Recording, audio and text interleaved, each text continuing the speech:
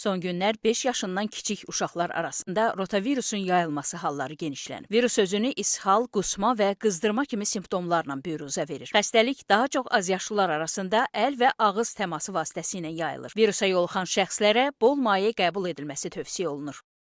Pəhriz olaraq da daha çox yağlı, qızartma qidalardan uzaq durmalılar. Daha dietik qidalarla qidalanmasını tövsiyə edirik. Əgər uşaq körpədirsə, ana südü ilə qidalanırsa, ana südünə davam eləməlidirlər. Yəni ana südünü kəsmək və yaxud da ki, başqa bir qidaya keçirilməsini uyğun görmürük. Ana südünə davam edən uşaqlar bol-bol miqdarda əmizdirilməlidirlər.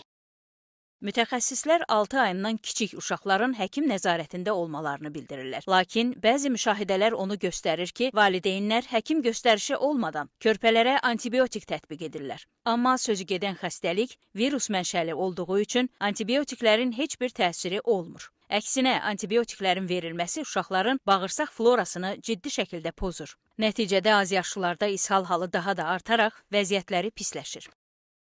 Çoxlu maye itkisi nəticəsində hətta bu uşaqlarda böyrək çatışmazlığı hallarının da yaranması müşahidə olunur. Hər rotavirus uşaq həkimə getməlidirmi? Xeyr.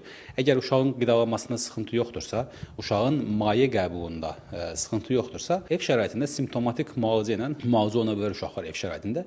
Yox, əgər maye itkisi həddindən artıq çoxdursa, uşağın maye və qida qəbulu demək olar ki, geridirsə və uşaqda düşməyən qızdırmalar, kəskin halsızlıq əlamətləri varsa da mütləq həkimə müraciət olmalıdır. Azyaşlıların rotavirusa yoluxmaması üçün valideynlər diqqətli olmalı və gigiyenik qaydalara riayət etməlidirlər.